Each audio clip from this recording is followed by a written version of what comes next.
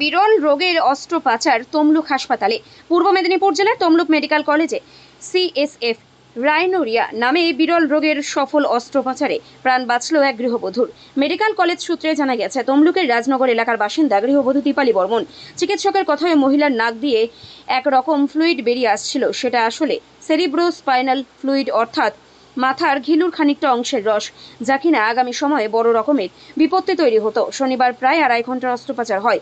অস্ত্রোপচারে সাফল্য আশায় আশার আলো দেখছেন জেলার চিকিৎসকরা, খুশি রোগীর আত্মীয় পরিজনরাও। অসুখ হয়েছিল এবং কোথায় কোথায় কতদিন ধরে ছুটেছিলেন? এটা প্রায় হয়েছে 7-8 মাস। 7-8 মাস হওয়ার পরে এখানে প্রথমে দেখাই ডাক্তারবাবুকে।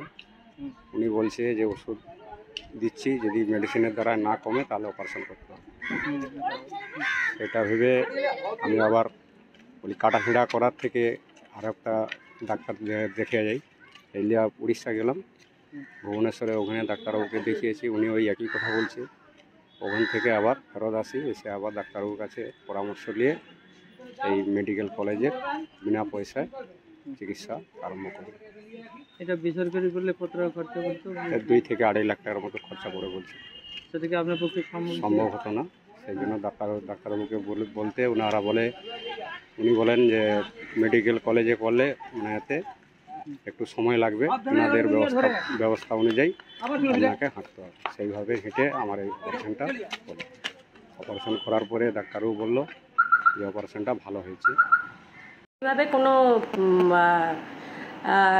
ইনফরমেশান চাওয়া হয়নি, তবে এটা ঠিক যে হ্যাঁ, আমাদের মেডিকেল কলেজের বেশ কিছুটা পোর্শন, একটা স্টল কিছু আছে, যেটা না থাকলে পরে আমরা হয়তো পরবর্তীকালে মেডিকেল কলেজের কোনো বিল্ডিংয়ের স্যাংশন পেলে আমরা সেই জায়গাটা তৈরি করতে পারতাম, কিন্তু আপাতত আমাদের মেডিকেল কলেজে আর কোনো খালি জায়গা নেই। এটা কি উদ্যোগ নেওয়া হবে বলে আমি এখনই কিছু বলতে পারবো না। সরকারি স্তরে হয়তো আমাদের কতটা জমি খালি আছে এবং কতটা জমিতে আমাদের বিল্ডিং আছে সেই হিসাবটা চাওয়া হয়েছিল, সেটা আমরা পাঠিয়ে দিয়েছি। পরবর্তীকালে কোনো যদি স্টেপ গভর্নমেন্ট নেয় সেটা হতে পারে, আমার কাছে কিছু ইনফরমেশন নেই।